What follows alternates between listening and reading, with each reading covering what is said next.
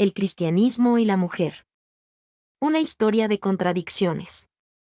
Mary Daly. Pretender que el propósito del cristianismo es estereotipar las formas existentes de gobierno y sociedad, protegiéndolas de los cambios, es reducirlo al nivel del islamismo o brahmanismo. John Stuart Mill. Este texto fue publicado por primera vez en 1968, en el libro de Mary Daly The Church and the Second Sex, Boston, Beacon Press, con el título History, A Record of Contradictions. El libro fue reeditado en 1975 y 1985. Aquí lo tomamos de Del cielo a la tierra. Una antología de teología feminista, coordinado por Mary Judith Rees, Jud Sabert y Lene Storop, publicado por la editorial Sello Azul de Santiago de Chile, 1994 y 1997, 539 pp. La traducción del original inglés es de Elena Olivos. Un estudio de los documentos del cristianismo respecto a las mujeres revela una confusa ambigüedad e incluso una abierta contradicción. Lo más obvio es el conflicto entre las enseñanzas cristianas sobre el mérito de cada ser humano y las ideas opresivas y misóginas que surgen del condicionamiento cultural. Si esto último no contradice, al menos oscurece la doctrina básica. Íntimamente ligada a esta dialéctica, existe otra tensión, entre una pseudo-glorificación de la mujer y las enseñanzas y prácticas degradantes concernientes a las mujeres reales. Esta segunda tensión de opuestos es efecto de la primera. Su existencia deja al descubierto la incómoda percepción de que algo está fuera de lugar, y refleja una respuesta no auténtica a esta percepción. La glorificación simbólica de la mujer surgió como un sustituto al reconocimiento total de la persona y a la igualdad de derechos. Por lo tanto, podemos decir que la historia del cristianismo en relación a las mujeres es una historia de contradicciones. 1. Las Sagradas Escrituras. La Biblia deja de manifiesto la desafortunada, y a menudo miserable, condición de la mujer en los tiempos antiguos. Los redactores del Antiguo y del Nuevo Testamento fueron hombres de su tiempo, y sería ingenuo pensar que estaban libres de los prejuicios de su época. Por lo tanto, es un proceso muy dudoso elaborar una idea de la naturaleza femenina o del plan divino para las mujeres a partir de los textos bíblicos. Como lo expresara un teólogo, seamos cuidadosos en no transcribir a términos de la naturaleza aquello que fue escrito en términos históricos. Un ejemplo ilustrará este punto. El Nuevo Testamento aconsejaba a las mujeres, y a los esclavos, para ayudarlas a soportar las condiciones subhumanas, según las normas actuales, que les eran impuestas. Sobre esta base, sería tonto establecer una descripción de las cualidades y virtudes femeninas inmutables. Así, aunque a mujeres y esclavos se les exigía obediencia, no hay nada acerca de esta que la convierta en algo intrínsecamente más apropiado para las mujeres que para los hombres. La idea de tomar tipos femeninos de la Biblia como modelos para la mujer moderna puede ser un ejercicio para la imaginación, pero es difícil justificarla como un método. Cualquier abstracción rígida de tipos, de la historia, implica una falacia básica. Antiguo Testamento. La Biblia contiene muchos elementos que podrían asombrar a la mujer moderna, que está acostumbrada a considerarse una persona autónoma. En los escritos del Antiguo Testamento, las mujeres aparecen como seres subyugados e inferiores. Aunque la esposa de un israelita no estaba al nivel de un esclavo, y por mucho mejor que haya sido su condición en relación a las esposas en otras naciones del cercano Oriente, es indicativo de su condición inferior que ella se dirigiera a su esposo como un esclavo a su amo, o un súbdito a su rey.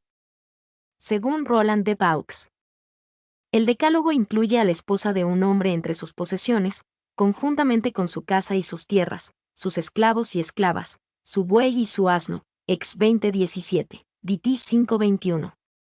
Su esposo puede repudiarla, pero ella no puede pedir el divorcio. Toda su vida permanece en un lugar secundario. La esposa no hereda de su esposo, ni las hijas de su padre, a menos que no haya un heredero varón. NM 27:8. Un voto hecho por una muchacha o una mujer casada necesita, para ser válido, el consentimiento del padre o del esposo, y si este consentimiento es negado, el voto es nulo e inválido. NM 30, 4-17. Mientras el mal comportamiento de parte de la mujer era severamente castigado, la infidelidad de parte del hombre era castigada solo si violaba los derechos de otro hombre al tomar a una mujer casada como su cómplice.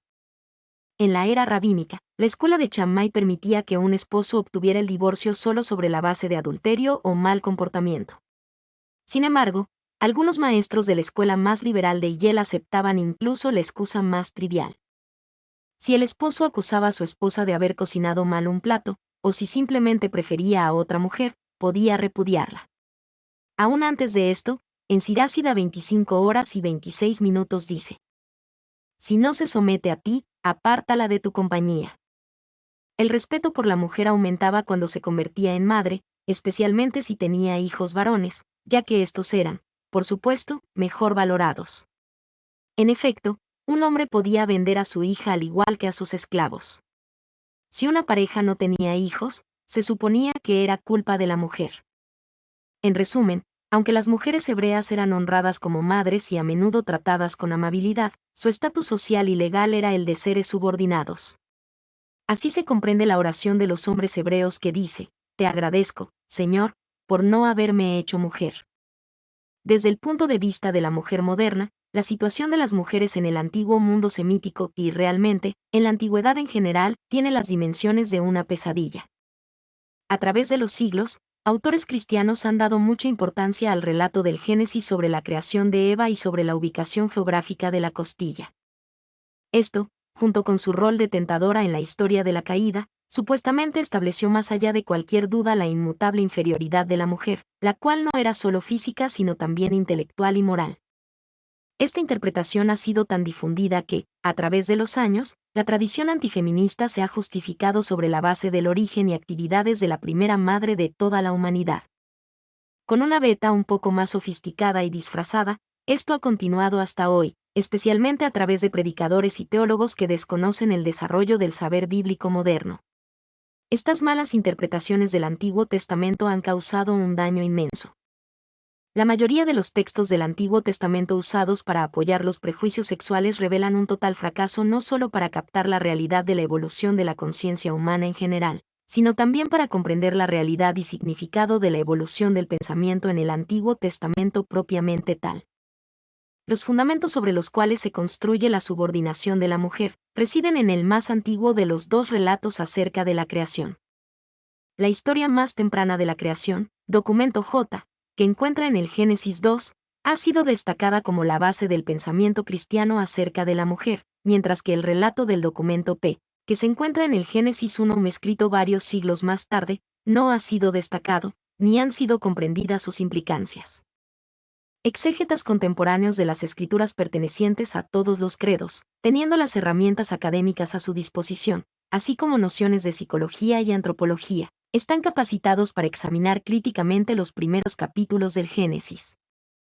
Los dos relatos de la creación, que difieren mucho entre sí, han sido cuidadosamente escudriñados. La última historia de la creación no da ningún indicio de que la mujer haya sido creada como resultado de una idea posterior. Al contrario, enfatiza una dualidad sexual original y describe el acto de Dios en que da dominio a ambos. Se usa el plural para indicar la autoridad compartida para gobernar, y Dios dijo: hagamos la humanidad a nuestra imagen y semejanza, y que tengan el dominio. Gen 1:26. El verso siguiente dice: cuando Dios creó al hombre, lo creó parecido a Dios mismo, hombre y mujer los creó. Gen 1:27. El significado que dan los exégetas es que la imagen de Dios está en la persona humana, ya sea hombre o mujer. Además, el plural se usa en lo siguiente: y les dio su bendición, tengan muchos, muchos hijos, llenen el mundo y gobiérnenlo, dominen a los peces y a las aves, y a todos los animales que se arrastran. Gen 1:28. Así, el peso de la reproducción no se asocia especialmente con la mujer, como tampoco hay ninguna indicación que señale que el trabajo técnico o profesional sea más adecuado para el hombre. Es el primer, relato de la creación, en el segundo capítulo, donde encontramos la fuente o excusa para muchas de las menospreciativas teorías sobre la mujer. La intención del redactor de este relato es, al parecer, expresar la creación de la humanidad involucrando dos etapas. Gerard Conrad explica la visión J así: la creación de la mujer está muy separada de la del hombre, ya que es la última y más misteriosa de todas las bondades que Yahvé quiso otorgar al hombre. Dios diseñó una ayuda para él, que fuera correspondiente a él, que ella debería ser como él, y al mismo tiempo, no idéntica a él, sino más bien su contraparte, su complemento. Académicos contemporáneos, tales como Mackenzie, rechazan la idea de que la historia de la posterior creación de Eva intente enseñar la subordinación de la mujer. Lo que se sostiene, más bien, es que se está transmitiendo su igualdad original. Además, los viejos argumentos de la inferioridad femenina que se basaban en el uso de la palabra ayudante para describir a Eva, no resisten los análisis lingüísticos, que demuestran que la palabra que se usó originalmente no conlleva ninguna connotación de subordinación. Hoy en día se entiende que ambos relatos del Génesis, al margen de sus méritos relativos, enseñan que el hombre y la mujer poseen la misma naturaleza y dignidad, y que tienen la misión en común de gobernar la tierra. Todo esto no cambia el hecho de que durante miles de años teólogos y predicadores han estado machacando con obstinación la certeza de la aprobación divina del lugar secundario de la mujer en el universo, como lo señalan las Escrituras. Así, la reciente declaración del Papa Pablo VI a las mujeres italianas señalando que la igualdad perfecta en su naturaleza y dignidad, y por lo tanto, en sus derechos, les está asegurada desde la primera página de las Sagradas Escrituras. Llega muy tarde para los millones de mujeres que vivieron y murieron con la convicción religiosa de su inferioridad y subordinación por mandato divino. Un psicoanalista escribió, la historia bíblica del nacimiento de Eva es el engaño del milenio. Desgraciadamente, los teólogos que pontificaron ferozmente contra la madre Eva a través de los siglos, demostraron tener poco sentido de la ironía y del humor. Carentes de humor también han sido las diatribas misóginas provocadas por el relato mítico de la caída. Cabe señalar que en la historia bíblica, Génesis 3, la subordinación de la mujer al hombre, de hecho sociológico reconocido por el redactor, no es resultado de la naturaleza sino del pecado. También es digno de mencionar el hecho de que el tema de la división del trabajo se ubica en el contexto de los efectos de la caída. El hombre ahora se asocia con la tarea de conquistar la naturaleza. La mujer solo es vista en el contexto de la pesada tarea de la reproducción. Aislados en roles sexuales fijos, ya no son compañeros en todas las cosas. No hay ninguna indicación de que las cosas deban ser siempre así, ya que, en realidad, esta división no se inscribe en la naturaleza, sino que más bien es resultado del pecado. Esto sugiere que hombres y mujeres, en su lucha por vencer los efectos del pecado, debieran evolucionar hacia un verdadero compañerismo a todo nivel, necesario para que la imagen de Dios se realice en ellos. Nuevo Testamento. Resulta significativo que en el Nuevo Testamento, las declaraciones que reflejan el antifeminismo de la época no provengan nunca de Cristo. No se registra ningún discurso de Jesús concerniente a las mujeres en sí. Lo que es muy impactante es su comportamiento hacia ellas. En los pasajes que describen la relación de Jesús con varias mujeres, hay una característica que resalta fuertemente: aparecen como personas, porque son tratadas como tales, a menudo en tan abierto contraste con la costumbre prevaleciente como para asombrar a los observadores. El comportamiento de Jesús frente a la mujer samaritana confundió incluso a sus discípulos, quienes se sorprendieron al ver que él le hablaba en público, JN 4:27. Luego está su defensa de la mujer adúltera, quien según la ley de Moisés debió haber sido apedreada, JN 8:1-11. Está el caso de la prostituta cuyos numerosos pecados él perdonó porque había amado mucho, Le 7:36-50. En las narraciones del Evangelio, la cercana amistad de Jesús con algunas mujeres se manifiesta en el contexto de la crucifixión y resurrección. Sobresale el hecho de que a ellas, sus amigas, él las vio como personas, dándoles el supremo aunque simple regalo de su hermandad. En el Nuevo Testamento se refleja, efectivamente, la inferioridad social contemporánea de la mujer. Aunque las semillas de la emancipación estaban presentes en el mensaje cristiano, todas sus implicancias no fueron evidentes para los redactores del siglo I. Los pasajes más impresionantemente antifeministas están, por supuesto, en los textos paulinos, que son demasiado familiares para las mujeres católicas, quienes los han visto citados con aprobación ad nauseam. Ahora sabemos que es importante comprender que Pablo demostraba gran preocupación por el orden en la sociedad y en las asambleas cristianas en particular. En lenguaje moderno, parecía necesario mantener una buena imagen de la Iglesia. Por lo tanto, a él le parecía importante que las mujeres no tuvieran un lugar muy predominante en las asambleas cristianas, no hablaran mucho y no se quitaran el velo de la cabeza. Esto habría provocado el escándalo y ridículo de la nueva secta, que ya debía enfrentar acusaciones de inmoralidad y afeminación. En la antigua ciudad de Corinto, como lo ha señalado un académico, para una mujer, salir con la cabeza descubierta era comportarse como una prostituta. 7. A Pablo le preocupaba proteger a la nueva iglesia del escándalo. Por eso insistía repetidamente sobre el comportamiento sexual correcto, incluyendo la sumisión de las esposas en reuniones. Una vez comprendido esto, se evidencia que es una perversión usar los textos paulinos, que deben ser interpretados dentro de su propio contexto social, para apoyar exigencias a las que incluso hoy, en una sociedad totalmente diferente, las mujeres deberían someterse. Pablo buscó justificación teológica para las costumbres prevalecientes, como el uso del velo para las mujeres.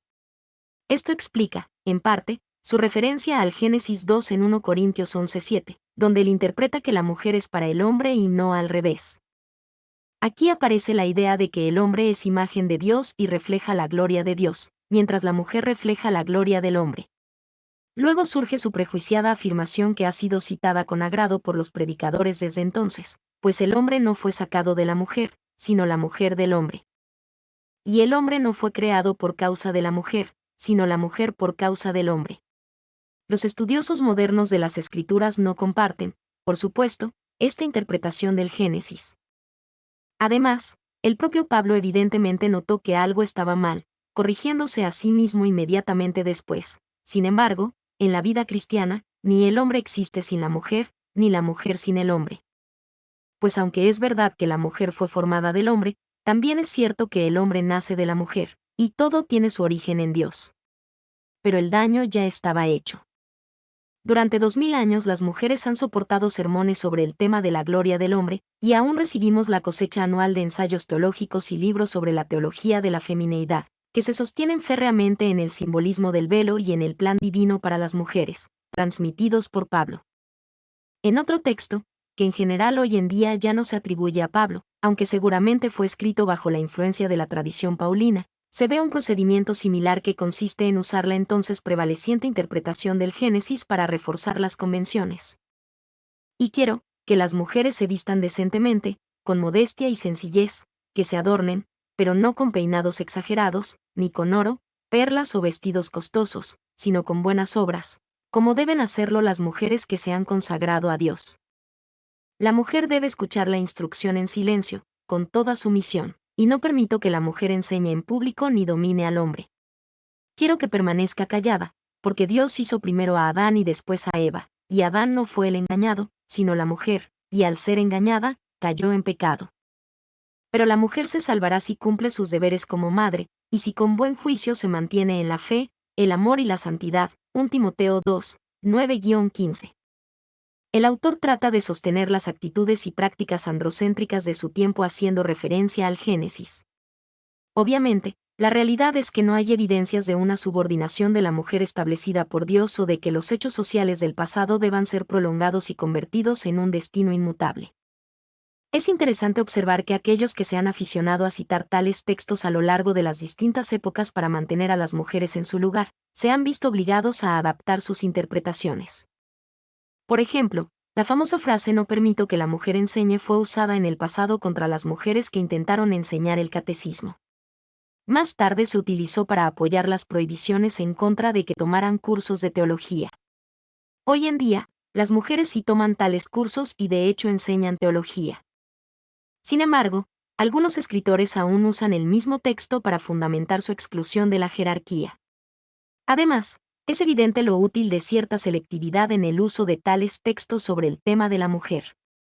Pocos de los que citan este pasaje para justificar el tradicional silencio de la mujer llegarían, por ejemplo, tan lejos como para argumentar que las mujeres no deberían trenzarse el cabello, ni usar oro, perlas o vestidos costosos.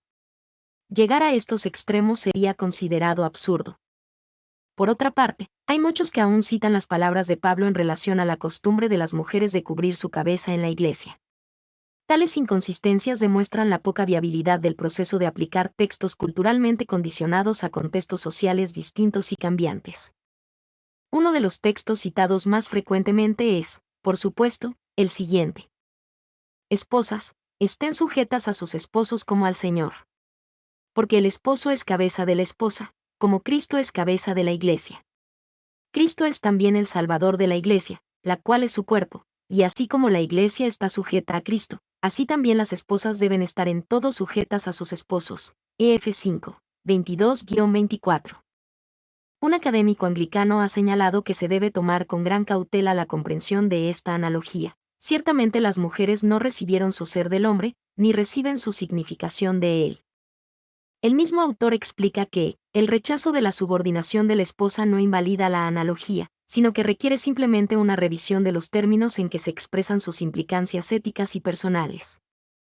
Por consiguiente, debido a que el matrimonio es una relación de amor mutuo y no unilateral, el amor ejemplar de Cristo por la Iglesia se alza como un modelo digno de ser imitado por la esposa no menos que por el esposo. Indudablemente. El significado moral y teológico pleno de su kenosis solo emerge cuando la noción de liderazgo masculino es descartada en favor de un concepto más elevado de orden sexual. Cabe esperar que este desarrollo de la concepción paulina, que revela un enfoque humanista y personalista de la relación hombre-mujer, finalmente prevalezca en el pensamiento cristiano. Ahora estamos en condiciones de ver que el difundido hábito del clero de perpetuar las opresivas ideas paulinas es difícilmente justificable.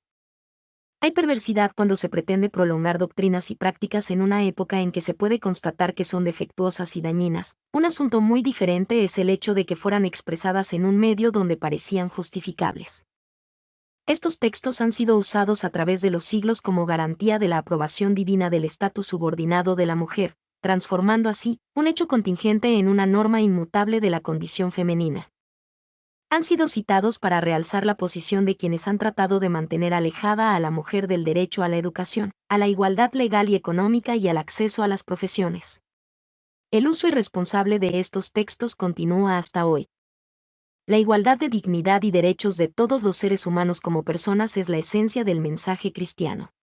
En los escritos del propio Pablo aparecen algunas anticipaciones de un desarrollo hacia la comprensión de todas las implicancias de esta igualdad. Hemos visto que después del duro texto androcéntrico en 1 Corintios, él intenta en cierta forma una compensación. Sin embargo, en la vida cristiana, ni el hombre existe sin la mujer, ni la mujer sin el hombre. Pues aunque es verdad que la mujer fue formada del hombre, también es cierto que el hombre nace de la mujer, y todo tiene su origen en Dios. 1 Cor 11, 11-12. Además, se trasciende la dicotomía de clases fijas, dominante-subordinado.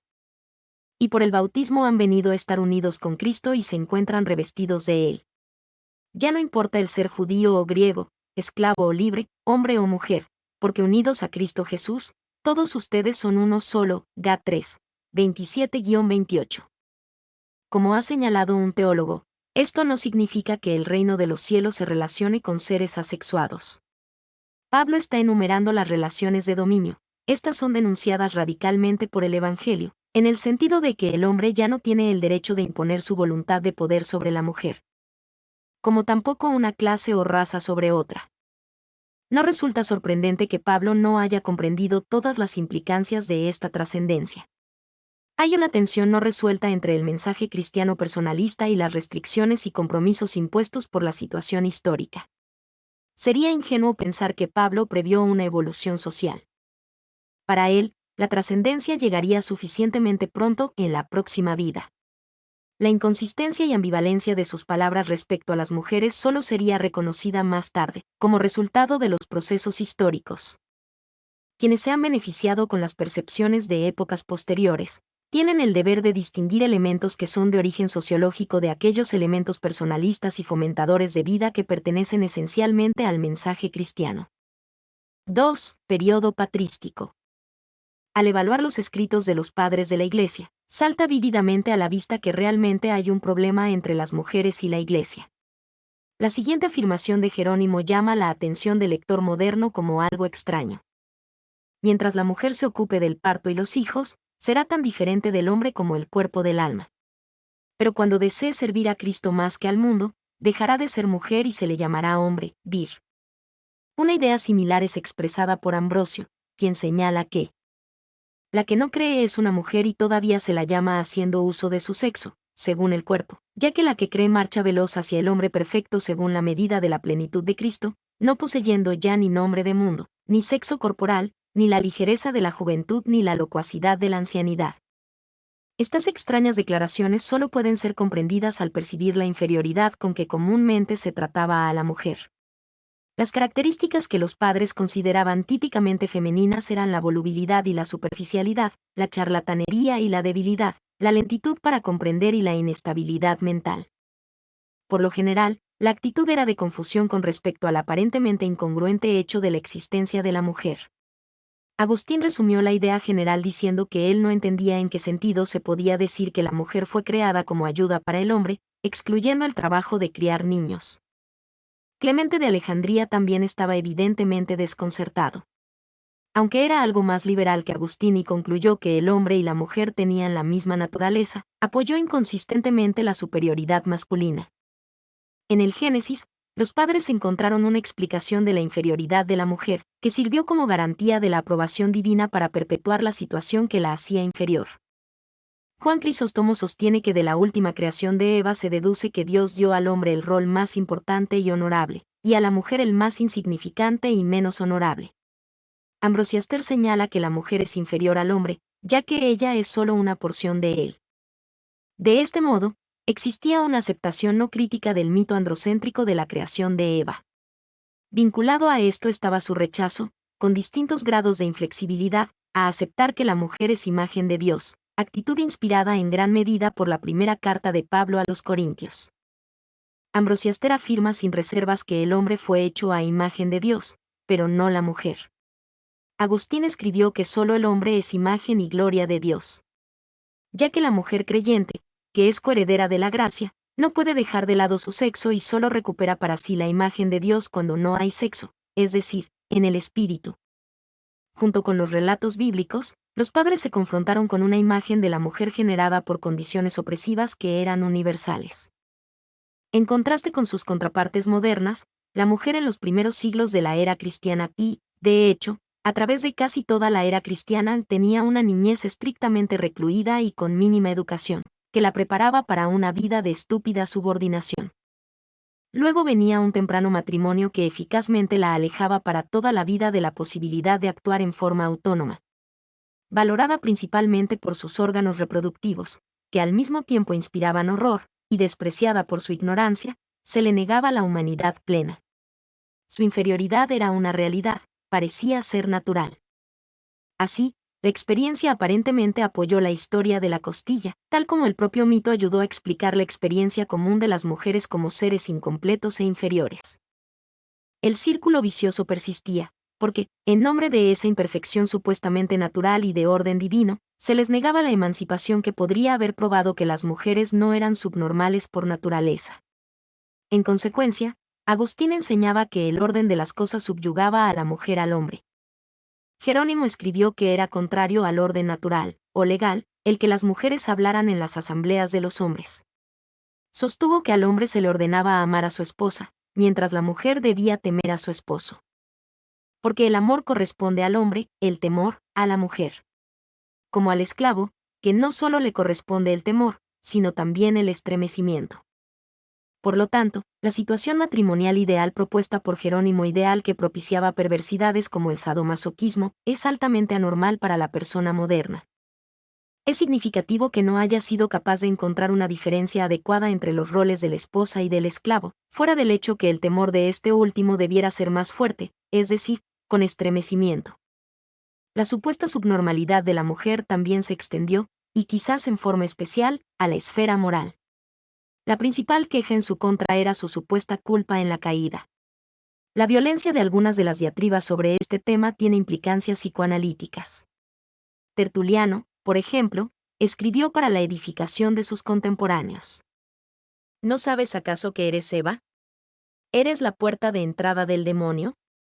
¿Con qué facilidad destruiste al hombre, imagen de Dios? Por la muerte que nos infligiste, hasta el Hijo de Dios tuvo que morir. Clemente de Alejandría enseñaba que era vergonzoso que una mujer pensara en su naturaleza. Agustín se quejaba cínicamente de que el hombre, que tenía una inteligencia superior, no pudo haber sido seducido, y por lo tanto la mujer, que tenía un intelecto pequeño, le fue dada a él. Parecen habérsele escapado las inconsistencias lógicas implícitas en esto. Esta lerda criatura difícilmente pudo haber sido tan responsable. Además, Fue lo suficientemente hábil como para seducir al hombre, cosa que el ingenioso demonio no logró. ¿Por qué ese dechado de inteligencia y virtud sucumbió tan fácilmente? Es del todo evidente que la lógica no opera en esa invectiva, que proyecta neuróticamente toda la culpa en la mujer. Para los padres, la mujer es una tentadora de la cual los hombres deben cuidarse. Ni siquiera se considera la posibilidad de que el problema sea recíproco. Hubo intentos para equilibrar la supuesta carga culposa del sexo femenino, pero, desgraciadamente, estos intentos no reconocieron una culpabilidad compartida por los sexos. En lugar de eso, Eva fue puesta en la balanza con María. De este modo, por ejemplo, Orígenes señala que así como el pecado vino de la mujer, el comienzo de la salvación también viene de ella. Agustín escribió que la mujer es honrada en María. Declaró que así como el hombre, homo, cayó por el sexo femenino, también fue restablecido por el sexo femenino. A través de la mujer, la muerte; a través de la mujer, la vida. Este tipo de compensación produjo una imagen ambivalente de la mujer. María fue glorificada, pero ella era única. Las mujeres concretas no se sacudieron de su mala reputación y siguieron soportando el mayor peso de la culpa. Por lo tanto, el tipo de polémica que intenta cubrir el antifeminismo de los padres señalando que ellos glorificaron a María, ignora algo tan importante como que esto no mejoró su doctrina sobre las mujeres concretas, reales. De hecho, hay buenas razones para sospechar que esta compensación sirvió inconscientemente como un medio para aliviar cualquier posible sentimiento de culpa respecto a la injusticia con el otro sexo. En la mentalidad de los padres, la mujer y la sexualidad se identificaban. Su horror al sexo era también un horror a la mujer. No hay evidencias que demuestren que ellos percibían los mecanismos de proyección involucrados en esta actitud misógina. De hecho, el sentimiento de culpa masculino acerca del sexo y la hipersusceptibilidad al estímulo e insinuación sexuales fueron transferidos a la otra persona, al sexo culpable. La noción de una culpabilidad especial asignada al sexo femenino apoyaba el doble estándar moral prevaleciente.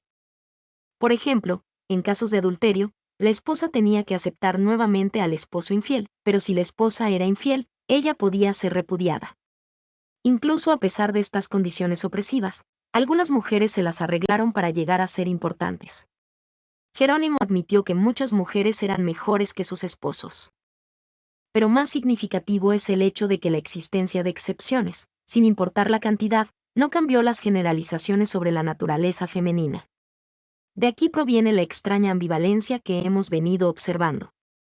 En general, entonces, los padres exhiben una fuerte actitud de menosprecio hacia la mujer, a veces incluso una violenta misoginia.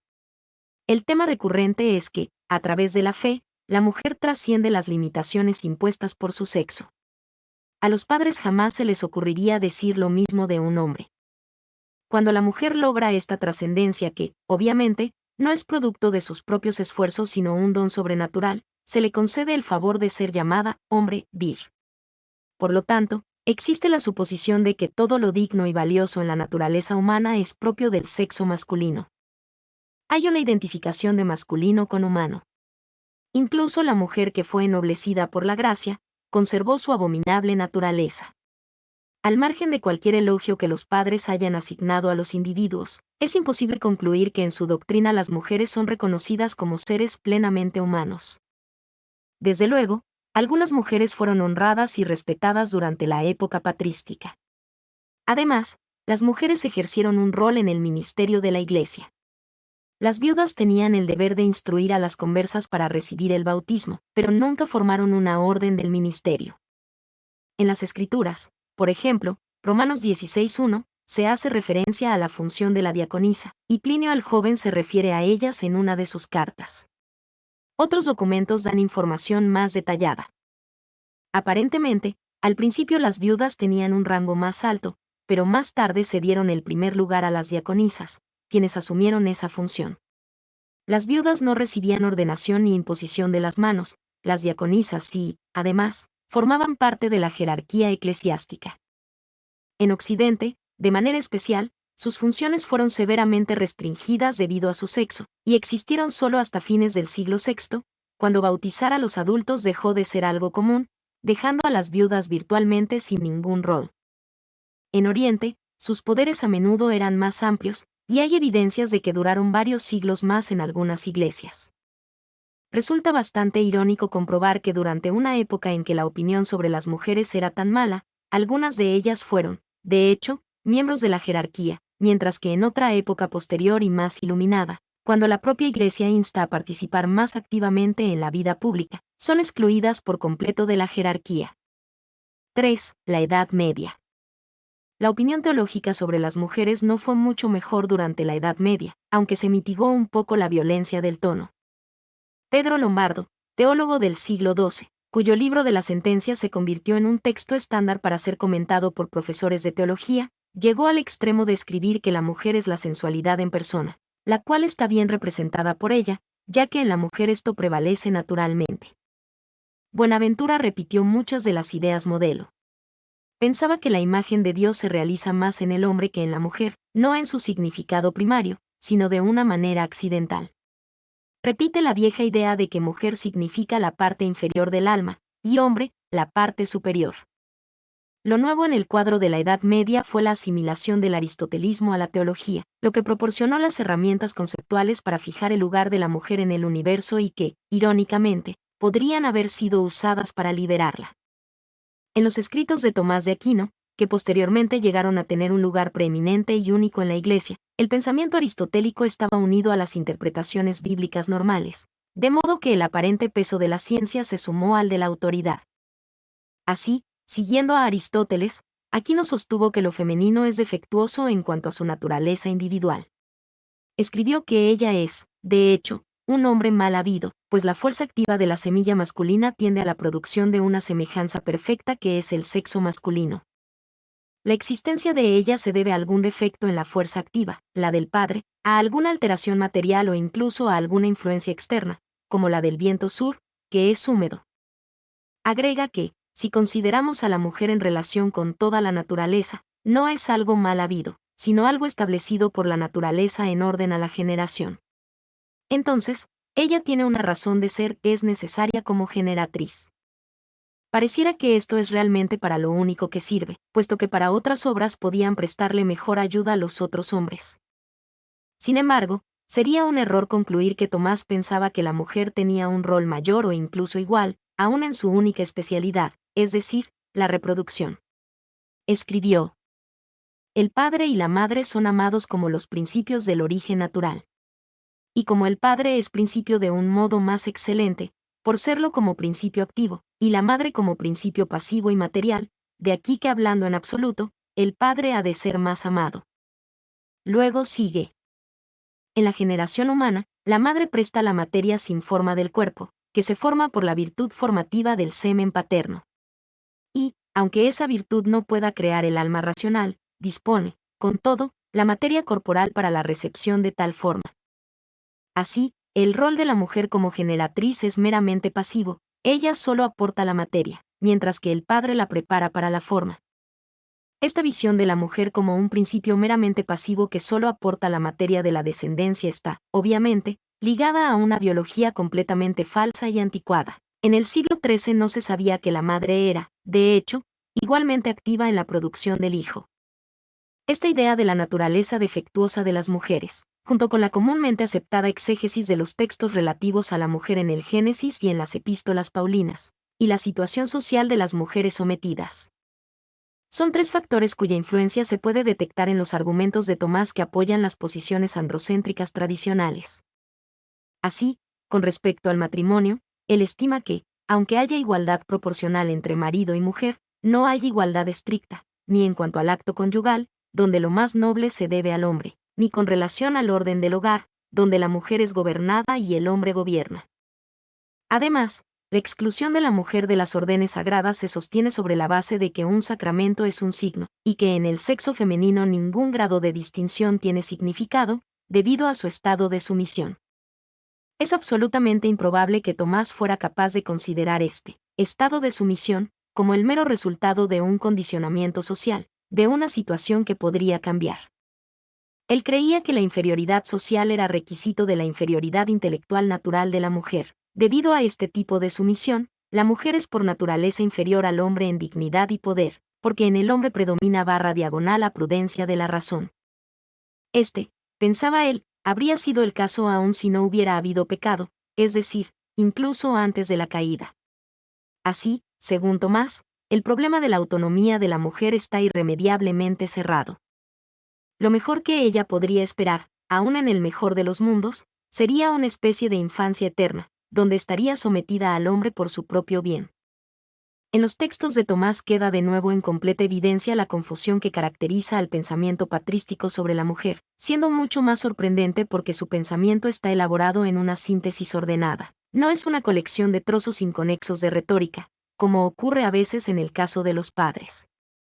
La existencia misma de la mujer parece haber sido un torpe obstáculo en el ordenado universo que él visualizó.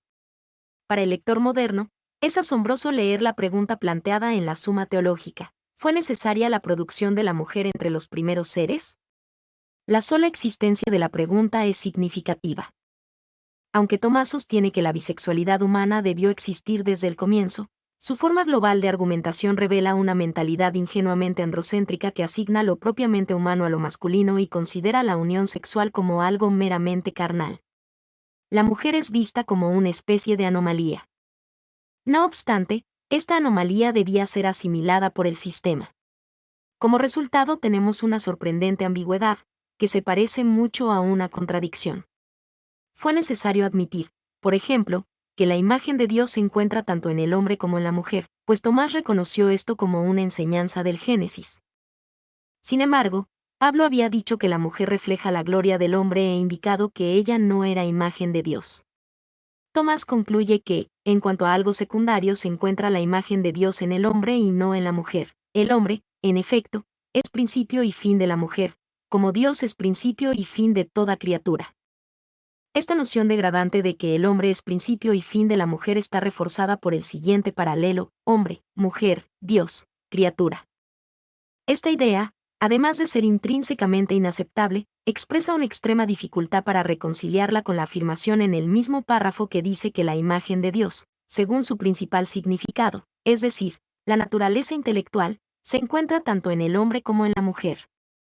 Si la mujer tiene una naturaleza intelectual, entonces su fin no puede ser el hombre, ya que la intelectualidad es el origen radical de la persona autónoma.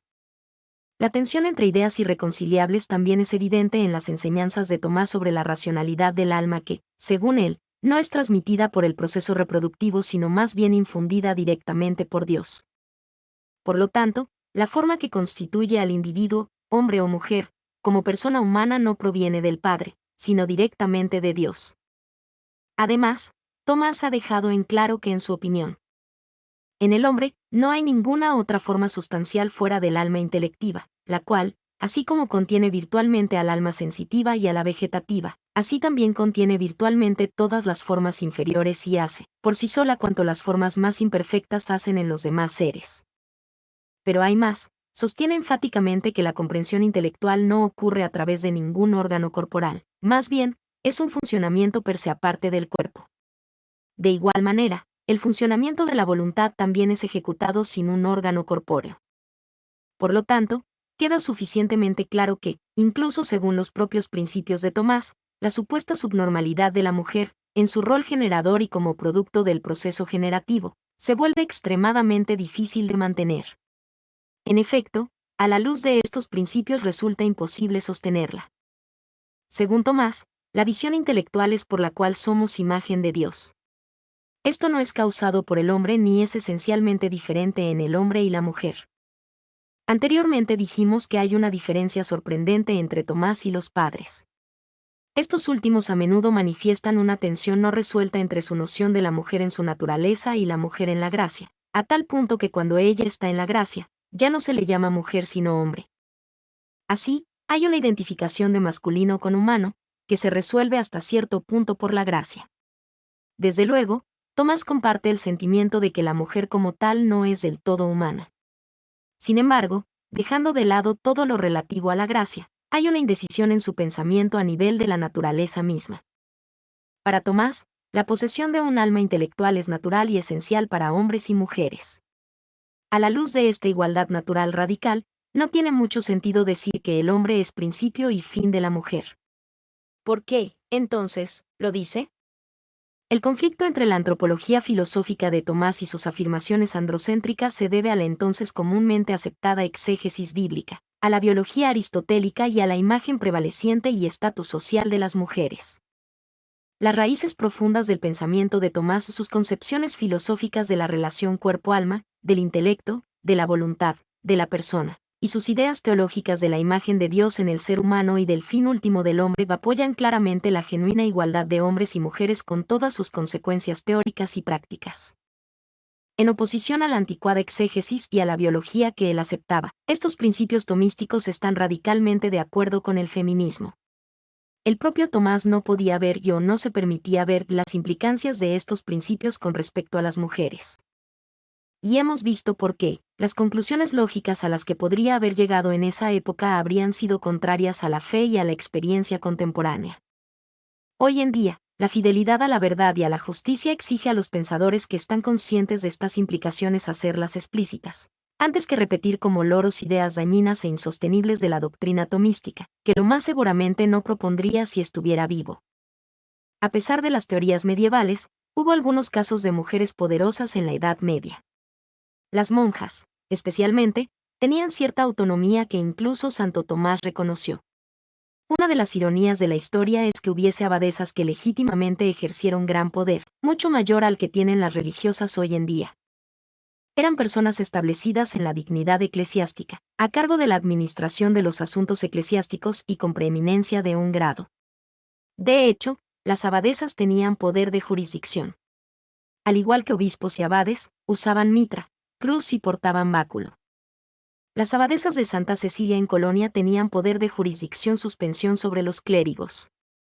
Las abadesas de Conversano, en Italia, gobernaban una abadía cisterciense y sus parroquias vecinas, y ejercían un enorme poder. Esto se simbolizaba en una ceremonia de homenaje en que la nueva abadesa consagrada, con mitra y cruz, se sentaba frente a la puerta exterior, bajo un baldaquín.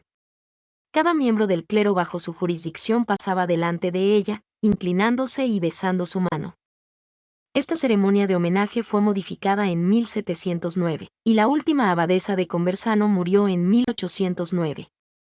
Otro interesante ejemplo fue el de las abadesas de las Huelgas, cerca de Burgos, en España. La abadesa de las Huelgas era mujer noble, superior, prelada, administradora, espiritual y temporal, de dicho monasterio real y de su hospital, así como de los conventos, iglesias y ermitas afiliadas, de las aldeas y lugares de su jurisdicción, de los feudos y vasallajes, en virtud de las bulas y concesiones apostólicas, con jurisdicción plenaria y exclusiva. Cuasi episcopal, nuius diócesis, y con privilegios reales, una doble jurisdicción ejercida con pacífica serenidad, como es de conocimiento público. Los poderes de esta jurisdicción incluían la emisión de juicios legales, al igual como lo hacían los obispos, en casos criminales, civiles y relativos a beneficios, el poder para dar dimisorias de ordenación, el poder para otorgar licencias para predicar, confesar, encargarse de las almas y entrar a la vida religiosa. El poder para reconocer abadesas, imponer censuras y convocar sínodos. Aunque se ha intentado disculpar la mayor parte de esto, explicando que realmente no constituía una jurisdicción espiritual, tales intentos no han sido del todo exitosos. Así, se sugiere que las abadesas podrían haber convocado sínodos a través de un vicario como intermediario, ya que según los canonistas, las mujeres no eran capaces de convocar sínodos. Sin embargo, no hay evidencias convincentes acerca de la existencia de tales intermediarios. Además de los casos ya mencionados, también había órdenes dobles, en las cuales tanto monjes como monjas eran gobernados por una abadesa. Además de las abadesas, hubo otras grandes mujeres en el mundo secular. Hubo soberanas tan sobresalientes como Clotilde y Blanca de Castilla, y eruditas como Leonor de Aquitania y Blanca de Navarra. Hubo grandes santas. Catalina de Siena ejerció una enorme influencia en su medio, y la historia de Juana de Arco no tiene comparación. Sin embargo, sería absurdo juzgar la condición general de la mujer con estos ejemplos. La ingenuidad de quienes dicen que la verdadera habilidad siempre se demuestra, e indican estos casos extraordinarios. Simplemente ignora que innumerables mujeres estaban completamente asfixiadas por un ambiente que obraba en contra del desarrollo y expresión de sus talentos. El prevaleciente estatus bajo de las mujeres era establecido por ley y costumbre. por ley canónica, el marido tenía derecho a golpear a su esposa. La ley canónica solo permitía el sistema de dote para el matrimonio, y bajo este sistema, las mujeres estaban indefensas.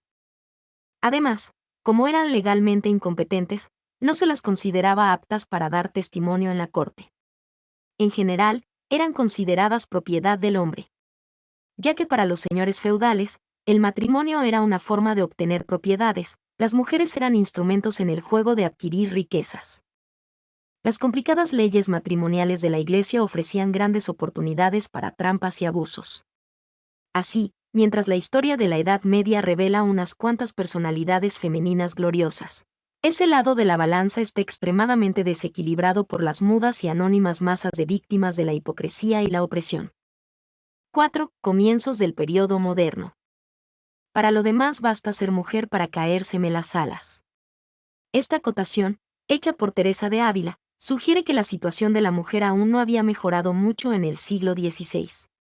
¿Por qué una persona de tal inteligencia y grandeza tendría un concepto tan bajo de su propio sexo? Tal vez no nos sorprendería tanto si consideramos que algunos predicadores y padres de familia de ese tiempo estimaban que las mujeres ni siquiera debían aprender a leer y escribir. En una atmósfera así, debe haber sido difícil para una mujer sentir gran estima por sí misma y por otras personas de su sexo.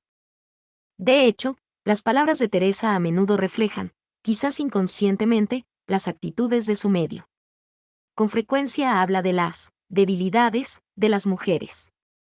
La siguiente observación es reveladora. Por grandísimos trabajos que he tenido en esta vida, no me acuerdo haberlas dicho, que no soy nada mujer en estas cosas, que tengo recio corazón.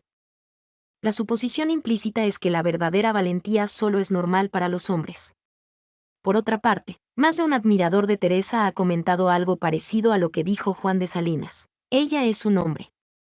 Es provocativo pensar que esta gran mujer y sus amigos, a tratar de expresar la naturaleza de su singularidad, recurrían espontáneamente a expresiones que la disociaban de su propio sexo. En los textos de Teresa hay abundantes pasajes en que expresa una terrible incomodidad por las desventajas impuestas a su sexo. Ella escribe del sexo como un obstáculo que le impide predicar. Tanto ironía como angustia se reflejan en el siguiente pasaje, gran parte del cual, significativamente, fue eliminado de su manuscrito pero luego restituido. Ni aborrecistes, Señor de mi alma, cuando andábades por el mundo las mujeres, antes las favorecistes siempre con mucha piedad, y hallastes en ellas tanto amor y más fe que en los hombres. Que no hagamos cosa que valga nada por vos en público, ni osemos hablar algunas verdades que lloramos en secreto, sino que no nos habíades de oír petición tan justa. No lo creo yo, Señor, de vuestra bondad y justicia, que sois justo juez y no como los jueces del mundo que, como son hijos de Adán, y, en fin, todos varones y no hay virtud de mujer que no tengan por sospechosa. Sí, que algún día ha de haber, Rey mío, que se conozcan todos. No hablo por mí, que ya tiene conocido el mundo mi ruindad y yo he holgado que sea pública, sino porque veo los tiempos de manera que no es razón desechar ánimos virtuosos y fuertes, aunque sean de mujeres. Teresa sufrió enormemente al percibir la ignorancia impuesta a su sexo. Se refiere muchas veces a esta ignorancia, e indica que está plenamente consciente de sus dañinas consecuencias. Su sufrimiento en relación a esto fue más agudo y duradero, porque apreciaba claramente el valor del aprendizaje. El siguiente pasaje da una indicación de la intensidad de su angustia. Oh Señor, tomad en cuenta lo mucho que pasamos en este camino por falta de saber. Y es el mal que, como no pensamos que hay que saber más de pensar en vos, aún no sabemos preguntar a los que saben, ni entendemos que hay que preguntar, y pásanse terribles trabajos, porque no nos entendemos, y lo que no es malo, sino bueno. Pensamos que es mucha culpa. Después de años de experiencia y observación, Teresa modificó la tendencia al engaño sobre la perfección masculina. Luego de describir algunas experiencias espirituales exaltadas, dice: y hay muchas más, mujeres, que hombres a quien el Señor hace estas mercedes, y esto oí al santo fray Pedro de Alcántara, y también lo he visto yo, que decía aprovechaban mucho más en este camino que hombres, y daba de ello excelentes razones, que no hay para qué decirlas aquí, todas en favor de las mujeres. Percibió la ciega subestimación de las mujeres que provocaba el lamento de los padres cuando nacía una hija. Cosa cierta mucho para llorar, que sin entender los mortales lo que les está mejor, como los que del todo ignoran los juicios de Dios, no sabiendo los grandes bienes que pueden venir de las hijas ni los grandes males de los hijos. No parece que quieren dejar al que todo lo entiende y los cría, sino que se mata por lo que se habían de alegrar. Aparentemente, como consecuencia de una experiencia mística, la comprensión de Teresa se elevó sobre la interpretación común de los textos paulinos relativos a la mujer, los cuales en un comienzo ella había aceptado. Parecíame a mí que pues San Pablo dice del encerramiento de las mujeres, que me lo han dicho poco y aún antes lo había oído, que esta sería la voluntad de Dios, díjome, diles que no se sigan por sola una parte de la Escritura, que miren otras, y que si podrán por ventura atarme las manos. Así la comprensión de Teresa como la de Catalina de Siena, que registró en su diario una experiencia similar, trascendió la teología de su tiempo y anticipó lo que estudiosos de la Biblia comenzarían a sugerir siglos más tarde. Durante los siglos que siguieron a la Edad Media, la opinión teológica concerniente a las mujeres no cambió radicalmente. El cardenal Cayetano, 1469 a 1534, famoso comentarista de los escritos de Tomás de Aquino y uno de los teólogos líderes de su tiempo, expresó casi total acuerdo con la visión de Tomás acerca de las mujeres. Su comentario habitual sobre estos pasajes fue: todo esto es evidente, omnia patent. Sin embargo, se desvió levemente de la doctrina del maestro al expresar que hay muchos trabajos que podrían ser mejor ejecutados por mujeres que por hombres. Ignacio de Loyola, 1491 a 1556, fundador de los jesuitas, vio una similitud entre la mujer y Satán. El enemigo se hace como mujer en ser flaco por fuerza y fuerte de grado. Especialmente reveladoras fueron, y aún son, las razones dadas para excluir a la mujer de las órdenes sagradas. El dominico español Domingo de Soto, 1494 a 1560, reflejó la opinión del siglo XVI en su estudio de este tema. Sostuvo que el sexo femenino es un impedimento natural para recibir las órdenes sagradas. Sin embargo, las damas no estaban solas en esta categoría, ya que también incluyó en la lista a hermafroditas inclinados a este sexo, monstruos y dementes perpetuos. Habiendo dado los típicos argumentos basados en los textos de Pablo, agregó que incluso la luz de la naturaleza muestra que sería absurdo que las mujeres se consagraran y escucharan confesiones, pues si bien hay algunas prudentes, ese sexo manifiesta cierta pobreza de razonamiento y debilidad mental. Consecuente con esta opinión de la mujer era una doctrina del matrimonio que perpetuaba su situación de irremediable subordinación e impotencia legal. Así, De Soto se preguntó si era lícito que un hombre renunciara a su esposa por fornicación y adulterio, y respondió afirmativamente. De manera significativa, nunca fue siquiera planteada la pregunta acerca de si la esposa podía renunciar a su esposo ante tales ofensas. Francisco de Sales, 1567 a 1622, un liberal para su tiempo, escribió algunos avisos para los casados que reflejaban la mentalidad de la época. Dirigiéndose a los esposos, les dijo que las flaquezas y enfermedades corporales o espirituales de sus esposas no debían provocar desdén, sino más bien una dulce y amorosa compasión, ya que Dios las creó así.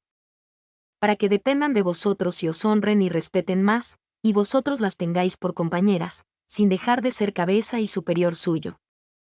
A ambos esposos se les dice que deben amarse tierna y amablemente, pero el amor de la esposa debe ser respetuoso y lleno de reverencia. En la creación, la mujer fue sacada de un costado del hombre, bajo su brazo, para demostrar que ella debe estar bajo la mano y guía de su esposo. En estos pasajes se da por sentada la superioridad intelectual del hombre. Los comentarios de Sales sobre la fidelidad marital también sugieren, por su estilo, una superioridad moral del hombre. Escribió: esposos, si quieren que sus esposas les sean fieles, enséñenles la lección a través de vuestro ejemplo. Estos pasajes revelan que las hipótesis androcéntricas de los padres y de los teólogos medievales se habían preservado intactas. De hecho, el tono de untuosa condescendencia no disfraza sino que más bien refuerza estas hipótesis. La misericordia del esposo se equilibra con una correspondiente reverencia de parte de la esposa.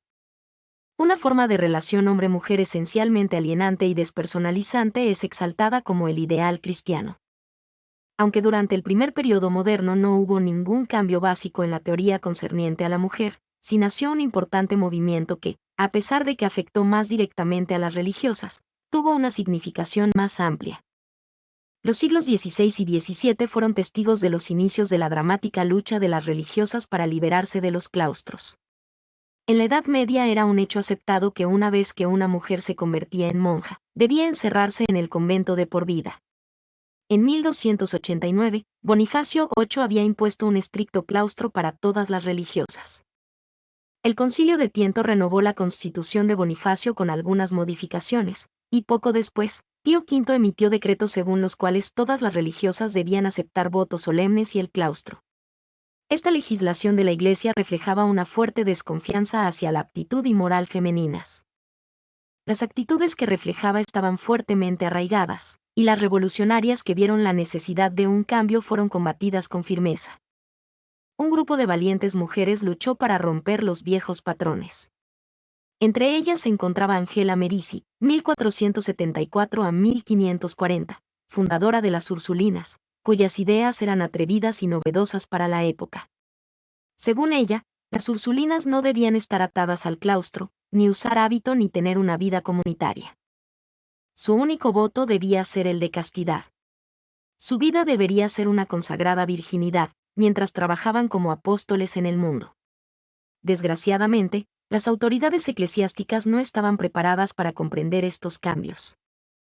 Después de la muerte de Angela, las autoridades, en especial, Carlos Borromeo, cardenal de Milán, gradualmente se las arreglaron para obligar a su compañía a volver a las antiguas costumbres monásticas, insistiendo en el claustro, el hábito y cosas por el estilo. Los planes de la fundadora fueron derrotados. Un destino similar sufrieron los planes de Francisco de Sales y Juana de Chantal en su compañía de las Hermanas de la Visitación. Las hijas de la Caridad de Vicente de Paúl tuvieron más éxito en el logro de innovaciones. Indudablemente, la innovadora más atrevida fue Mary Ward, 1585-1645, quien fundó las Damas Inglesas. Ella pretendía que su grupo trabajara en el mundo, dirigiendo escuelas para niñas.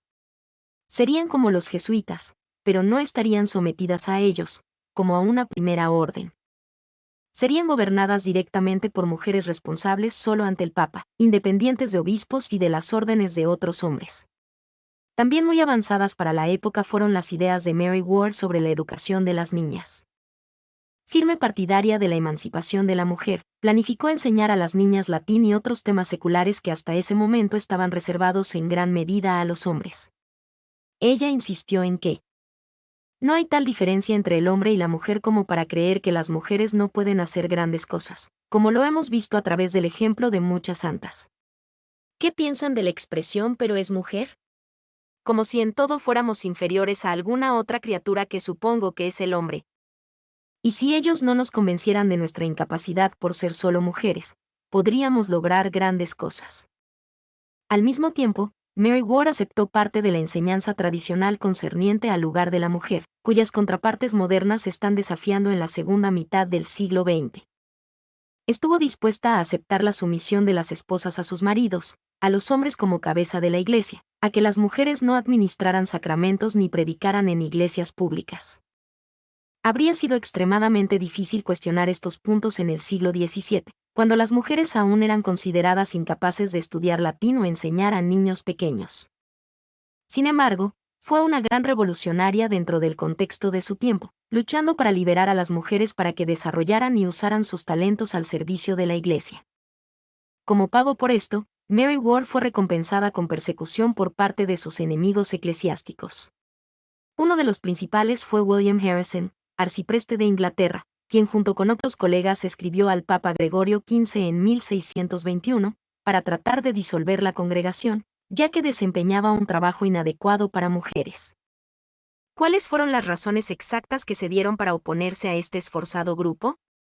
La primera objeción de los enemigos de Mary Ward fue que las mujeres nunca antes habían asumido un servicio apostólico, objeción que revelaba una extraña ignorancia de los primeros años del cristianismo, y este no era el momento de comenzar. Al describir las características de la mujer, el arcipreste reflejaba las opiniones prevalecientes en la Iglesia, ya que ese sexo es débil, voluble, engañoso, inconstante, inexacto, siempre buscando la novedad, sujeto a miles de peligros. Los padres de la Iglesia han levantado la voz en su contra. La segunda objeción de Garrison fue que aun cuando el grupo pretendía ser religioso, ellas no se sometían al claustro, como era requerido. Tercero, presumían de mucha autoridad y hablaban con demasiada libertad sobre los temas espirituales. Esto, por supuesto, iba en contra de las enseñanzas de Pablo, quien en 1 Corintios 14, 34-5, había dicho que las mujeres debían permanecer en silencio en las iglesias. Otra objeción se refería a que habría errores en sus enseñanzas, lo que podría llevar a otros a la herejía. Además, se sostenía que las mujeres provocarían escándalo al frecuentar los hogares de la gente y al viajar libremente. Finalmente, estas damas, debido a su trabajo apostólico, estaban sujetas al ridículo. Hasta estos extremos llegó el rechazo eclesiástico a los esfuerzos de Mary Ward. Este no representaba, obviamente, la opinión de todos los miembros del clero. Los jesuitas, por ejemplo, tenían sus opiniones divididas. Mary Ward apeló al Papa Urbano VIII en una audiencia en 1624, quien hizo revisar su caso por un consejo de cardenales. No llegaron a una decisión definitiva, pero aparentemente todos coincidieron contra la posibilidad del poder de la mujer para hacer algo en beneficio de otros que no fueran ellas mismas en una vida consagrada a Dios. Finalmente, en 1629, se emitió un decreto de suspensión. Mary consideró ilegítimo el documento, e instruyó a sus miembros para que lo desestimaran. En represalia, 3 eclesiásticos del Santo Oficio la arrestaron en Múnich en 1630 por hereje y disidente. Fue encarcelada en un convento de las Clarisas, bajo condiciones extremadamente insalubres, hasta que fue liberada por un decreto del Papa Urbano. La bula oficial de suspensión fue firmada por Urbano en 1631. La redacción de la bula revela elocuentemente la mentalidad eclesiástica. Decía, entre otras cosas: ciertas mujeres, que tomando el nombre de jesuitas, se reúnen y viven juntas, construyen colegios y nombran superiores y una directora, han asumido una costumbre peculiar sin la aprobación de la Santa Sede, llevando a cabo trabajos en absoluto aptos a la debilidad de su sexo, a la modestia femenina, a la pureza virginal. Labores que hombres de gran experiencia en el conocimiento de las Sagradas Escrituras asumen con dificultad, y no sin gran precaución. Sin embargo, la lenta marcha del progreso continuó. El instituto sobrevivió como un nuevo instituto, con reglamentos modificados, pero a mediados del siglo XVIII estaba nuevamente bajo fuego. Benedicto XIV emitió una bula, Quambis Justo, que establecía que el nuevo instituto de las vírgenes inglesas sería amablemente tolerado, pero que no podrían reconocer a Mary Ward como su fundadora. Finalmente, en 1877, bajo Pío IX, se dio la aprobación papal, habiendo sido modificado el vigoroso plan original. No fue sino hasta el presente siglo que Mary Ward fue reinstituida como fundadora. ¿Cuál es el significado de este caso? Ilustra la tensión y oposición entre quienes detentan la autoridad eclesiástica o guardianes de las estructuras androcéntricas tradicionales, y quienes tratan de sacar a la mujer de su impuesta condición de inferioridad e inmadurez. Los argumentos usados por William Harrison y los cardenales en contra de Mary Ward no son desconocidos para los católicos del siglo XX. El debate de fondo no ha cambiado. Ella y sus seguidoras lucharon por el derecho a enseñar catecismo y latín, y se les reprochó por tratar de hacer cosas inadecuadas para las mujeres y contra las enseñanzas de Pablo. Aunque desde entonces, ciertamente, se ha ganado mucho territorio, hoy se dan los mismos argumentos para justificar los enormes obstáculos a la autonomía e igualdad existentes. Vestigios del claustro todavía estorban a las religiosas de hoy, enredando en forma sutil su desarrollo personal e intelectual, y así desvalorando indirectamente a aquellos a quienes enseñan y con quienes tienen contacto. La legislación masculina obstructiva ha contribuido en gran medida a perpetuar el fundamento que de hecho existe para la caricatura de las buenas hermanas. 5. Emancipación y documentos papales. No fue la ideología católica sino la revolución industrial lo que condujo a la emancipación femenina. Teólogos de los siglos XVIII, XIX y XX continuaron justificando la tradicional situación subordinada y legalmente desamparada de las mujeres casadas. El cardenal Gusset, 1792 a 1866, sostuvo que la administración de la propiedad pertenecía solo al esposo. Él podía vender o disponer a su antojo, sin el consentimiento de su esposa. Ella debía seguirlo donde quiera que él decidiera ir, incluso a un país extranjero, y someterse a él en todo. En realidad, la educación permitida a las jóvenes escasamente las preparaba para algo mejor que una vida de súbditas necias. El clero que se encargaba de su orientación espiritual, Generalmente solo estimulaba las virtudes pasivas, y desalentaba cualquier cosa que significara algo más que una modesta ambición intelectual. Un ejemplo típico fue el trabajo del abad Huyes, quien a mediados del siglo XIX escribió un libro donde aconsejaba a las niñas desarrollar virtudes como la humildad, la caridad y la pureza, pero omitía virtudes como la valentía y la ambición. Las estimulaba para que se dedicaran a enseñar el cristianismo a un nivel modesto, pero no para que aspiraran a un nivel científico de conocimiento. La reacción oficial del catolicismo en los siglos XIX y XX al movimiento moderno de emancipación femenina manifestó la persistencia del conflicto entre el concepto cristiano de la mujer como persona, hecha a imagen de Dios, y la noción de ella como un ser inferior, derivativo. El primer papa que confrontó el movimiento fue León XIII. Contrario a los socialistas, quienes, según él, amenazaban la estabilidad del matrimonio, defendió la autoridad paterna. En cuanto a la relación marido-mujer, reafirmó la sumisión de las mujeres. Por eso, como advierte el apóstol, el esposo es cabeza de la esposa, como Cristo es cabeza de la Iglesia, y así como la Iglesia está sujeta a Cristo, quien la ama con el amor más casto y duradero, así también las mujeres deben estar sujetas a sus esposos, y a su vez ser amadas por ellos con afecto fiel y constante. Desde luego, esto implica una visión limitada de la naturaleza de la mujer, que él expresa brevemente en otro documento. Del mismo modo hay ciertos trabajos que no están bien a la mujer, nacida para las atenciones domésticas, las cuales atenciones son una grande salvaguardia del decoro propio de la niñez y prosperidad de la familia. En su encíclica sobre el matrimonio cristiano, León afirmó: el esposo es el jefe de la familia y cabeza de la esposa. La mujer, por ser carne de su carne y hueso de su hueso, debe estar sometida al esposo y obedecerle. Por supuesto, no como sirvienta sino como compañera, para que a su obediencia no le falte honor ni dignidad. Esta interpretación implícita del Génesis es inaceptable para las normas del saber bíblico moderno. Además, dentro de la propia declaración hay una inconsistencia intrínseca. El enigma de cómo alguien sometido puede ser verdaderamente considerado compañero, al parecer no constituyó un problema para León. En sus juicios sobre el divorcio, que era considerado una maldad incalificable, también se puede apreciar una visión unilateral comparable. Incluso llegó a declarar que a través del divorcio se rebaja y disminuye la dignidad de la femineidad, y la mujer corre el riesgo de ser abandonada después de haber servido para los placeres del hombre. El otro lado de la situación fue simplemente ignorado. Se omitió tácitamente el hecho de que muchas mujeres solo quisieran liberarse definitivamente de esposos que explotaban su inhabilidad para obtener el divorcio bajo las leyes existentes. Aunque Benedicto XV, en 1919, se pronunció a favor del voto femenino, esto no representó ningún cambio generalizado en la perspectiva oficial concerniente a las mujeres. Muchos católicos pensaron que el voto femenino apoyaría a los partidos conservadores y religiosos. Sería ingenuo suponer que esta consideración no afectó las actitudes oficiales. Uno de los grandes esfuerzos por lograr la madurez de la mujer ha sido la lucha por la igualdad en la educación. La resistencia a esta lucha se aprecia en las palabras de Pío XI, quien escribió en 1929, en su encíclica sobre la educación cristiana de la juventud. Igualmente erróneo y pernicioso a la educación cristiana es el método llamado de la coeducación, también fundado, por muchos, en el naturalismo negador del pecado original, y además, por todos los sostenedores de este método, en una deplorable confusión de ideas que trueca la legítima convivencia humana en la promiscuidad e igualdad niveladora. El Creador ha ordenado y dispuesto que la convivencia de los sexos fuera perfecta solamente en la unidad del matrimonio, y gradualmente distinta en la familia y en la sociedad.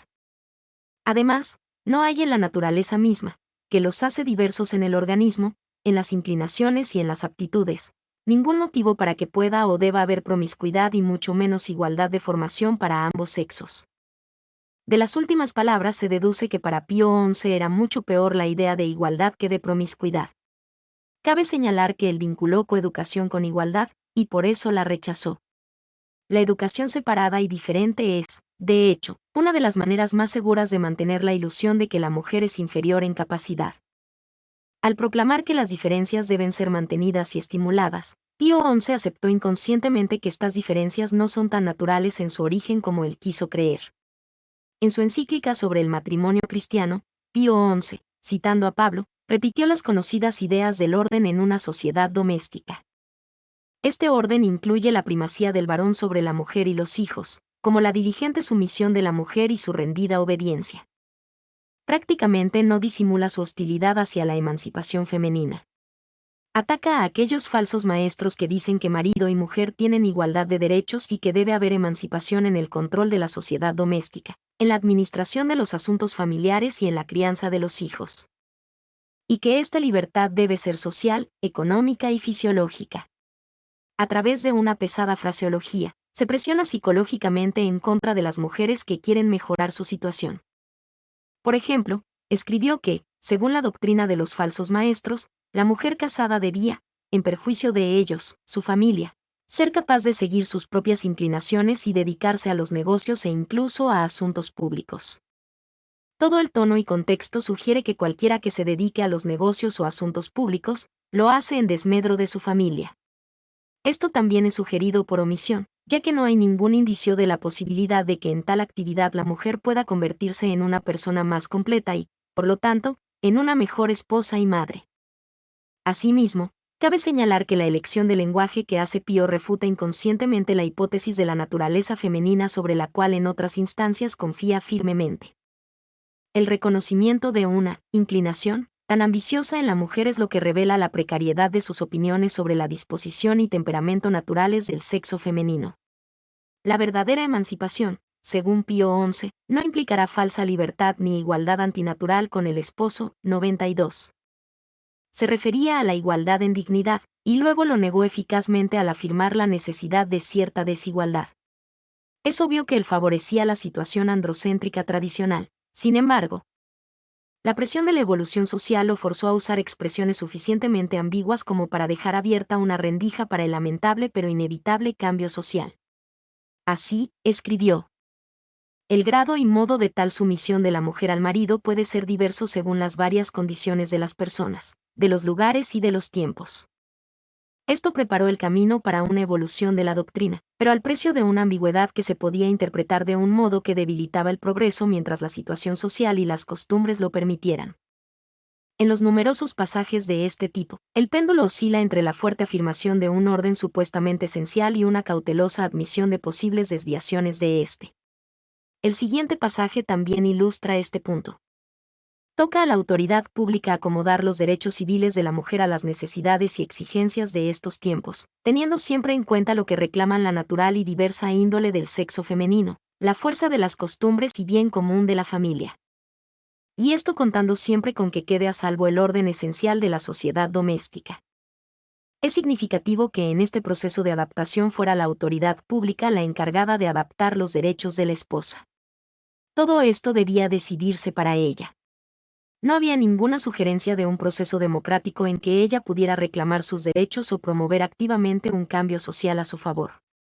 Las copiosas declaraciones de Pío XII manifiestan la misma resistencia al cambio, a menudo considerando los detalles con gran exactitud.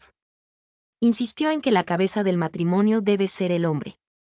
En cuanto a las mujeres casadas que se incorporan al mundo del trabajo y a la vida pública, dijo: es dudoso que esa condición sea un ideal social para la mujer casada. Sin embargo, en el mismo texto declara que la providencia da a la familia cristiana el poder para evitar los peligros que indudablemente se esconden en tal situación. Alabó el sacrificio de una madre que, por motivos especiales, más allá de sus obligaciones domésticas, también debe trabajar para proveer con gran esfuerzo diario para la manutención de su familia. Su consejo para estas mujeres trabajadoras: durante las horas y días que puedan dedicarse por completo a sus seres queridos, agreguen fervorosa atención para redoblar el amor. El texto revela la misma indecisión que hemos visto en los escritos de Pío XI entre una supuesta situación ideal, la de una sociedad agrícola pasada, la realidad de la vida moderna. Es notable que el trabajo sea visto por Pío XII solo como una obligación asumida para la familia, y en absoluto como un sirio de autoexpresión o como una contribución a la sociedad. Además, el énfasis se pone en el doble deber de la mujer que trabaja, sin una referencia que contrapese los deberes o actitudes del esposo. En uno de sus ampliamente difundidos discursos, la ambivalencia de la actitud de Pío XII se revela en modos de expresión que suenan cómicos veintitantos años más tarde. lamentando el hecho de que las mujeres estuvieran rompiendo su cautiverio en el hogar, concluyó: vuestra entrada a la vida pública ha ocurrido en forma repentina, como resultado de los eventos sociales de los cuales somos espectadores. Eso no importa. Estáis llamadas a tomar parte en ella. Un concepto clave en todo el ajuste a la sociedad moderna fue el de maternidad espiritual, concepto muy manipulado que permitió cierta expansión del rol tradicional, pero con limitaciones. Toda mujer está destinada a ser madre, madre en el sentido físico de la palabra, o en un sentido más espiritual y elevado, pero no menos real. El siguiente pasaje deja en claro cuán restrictivo y poco realista es este concepto. El Creador ha dispuesto para esta finalidad el ser completo de la mujer, su organismo, y aún más su espíritu, y sobre todo su exquisita sensibilidad. De modo que una verdadera mujer no puede ver ni comprender cabalmente todos los problemas de la vida humana sino bajo el aspecto familiar. Muchas mujeres ven una discrepancia entre esta identificación exclusiva con el rol maternal y su propia experiencia personal, considerando alienante esta identificación con un solo rol. Pío se refiere a estos casos usando la expresión verdadera mujer, insinuando que quien no calce en el estereotipo, no es lo que debiera ser. Si bien Pío XII parecía capaz de legitimar el trabajo de una mujer casada solo como una necesidad impuesta a ella para ayudar a mantener la familia, su opinión del trabajo del hombre es, significativamente, muy diferente. Si el hombre puede alzarse en forma loable y honesta en la sociedad por medio de su profesión y trabajo, confiere estima y seguridad a su esposa e hijos, ya que el orgullo de los hijos es su padre. El hombre no debe olvidar lo mucho que contribuye a una vida doméstica feliz y, en toda circunstancia, demuestra, tanto en su propio corazón como en su comportamiento exterior y su discurso, atención y respeto por su esposa, la madre de sus hijos. No hay ninguna alusión a la idea de que la estima de la sociedad como recompensa por su propia excelencia profesional sea un valor que también puede ser apreciado por la mujer. Para Pío XII, la mujer seguía siendo un ser puramente relacional, que recibe estima de la sociedad por su rol maternal. Tampoco aparece ningún reconocimiento de que esta condición de dependencia de otros para la propia autoimagen pueda ser alienante. Ya que en la estructura mental exhibida en los escritos de Pío XII, la mujer es visualizada enteramente como otra, no sorprende que haya mostrado escasa sensibilidad por sus problemas y aspiraciones personales. La siguiente afirmación es reveladora. Un nacimiento consagra a la madre de la familia, y más nacimientos la santifican y glorifican frente a su esposo e hijos, frente a la iglesia y a la patria. Una madre que se lamenta porque un nuevo niño presiona contra su seno en busca de alimento es tonta, ignorante de sí misma e infeliz. En el contexto no hay ningún indicio de comprensión compasiva o de lástima por la situación de otra persona. No se considera la posibilidad de que la mujer esté sobrecargada y exhausta por repetidos embarazos.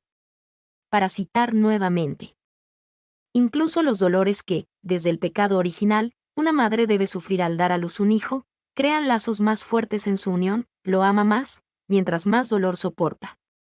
Tales declaraciones nos pueden llevar a coincidir con Simone de Beauvoir, quien dice que hay un sadismo inconsciente en la raíz de ciertas actitudes morales relativas a la mujer. Lo menos que podemos decir es que hay impactantes evidencias de insensibilidad y unilateralidad. Pío XII perpetuó la costumbre de dar un doble significado a igualdad. Habiendo otorgado la igualdad de la mujer con el hombre en su dignidad personal como hijos de Dios, repite la jerga familiar que sirve para anular las implicancias prácticas de una verdadera igualdad.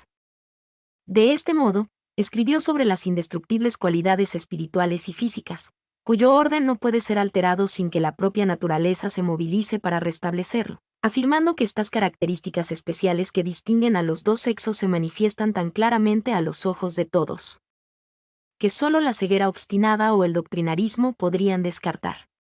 La dificultad que aquí se presenta es que, obviamente, no solo las cualidades físicas sino también las espirituales están supuestamente vinculadas en forma universal y exclusiva con los miembros de un sexo.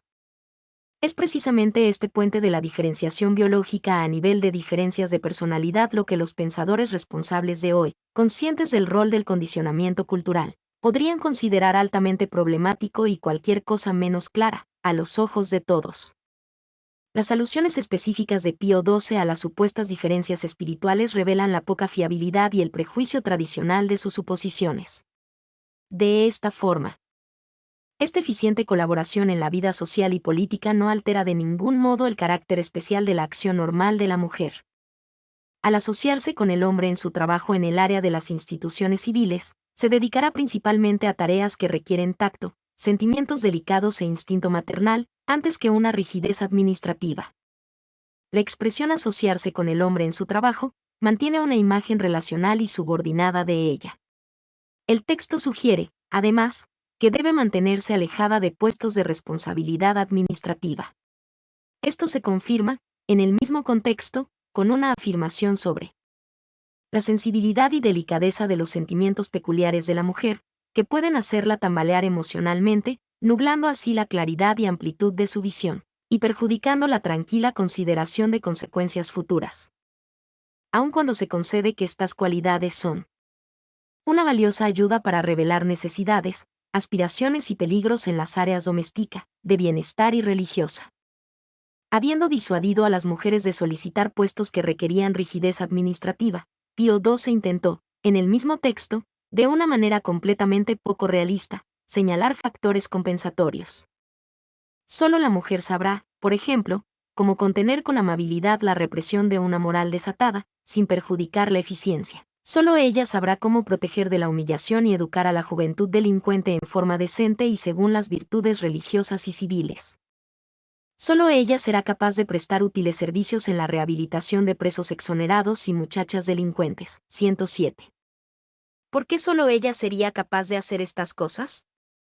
Los trabajos descritos pueden ser realizados por psicólogos profesionales competentes, hombres o mujeres. Pío XII parece haber estado deseoso, en efecto, demasiado deseoso de encontrar un rol para la mujer de acuerdo con la maternidad espiritual.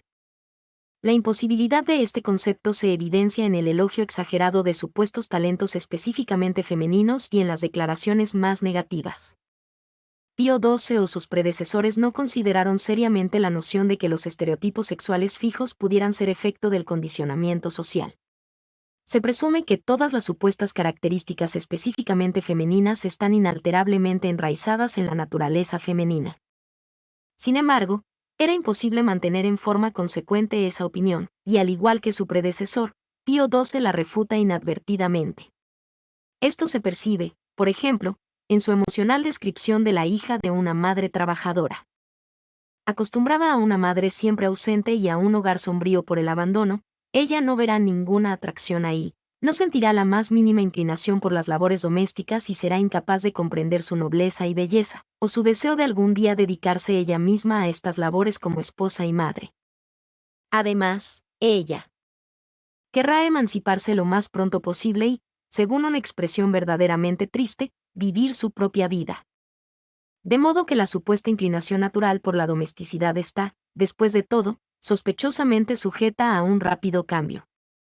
Dejando de lado incluso los ejemplos específicos de inadvertida autorrefutación, toda la táctica de estos papas recientes ha sido autorrefutatoria. Parafraseando una de las famosas líneas de Shakespeare, al parecer los caballeros no protestaron mucho. Si la subordinación de la mujer fuera realmente tan natural, no sería necesario insistir tanto en ella. No sería necesario dirigirse a las personas en forma autoritaria para que se comporten naturalmente. La oposición de estos papas al control de la natalidad, que cada vez se torna más agudamente complicada para una iglesia empeñada en enfrentar la necesidad de cambio, también se basó en una concepción rígida, inadecuada de la naturaleza. Es de esperar que los líderes de la iglesia saquen provecho de los errores del pasado, y no sigan repitiéndolos. Mi nombre es Demim. Soy tu asistente personal. Mi sitio en internet es demim.es.tl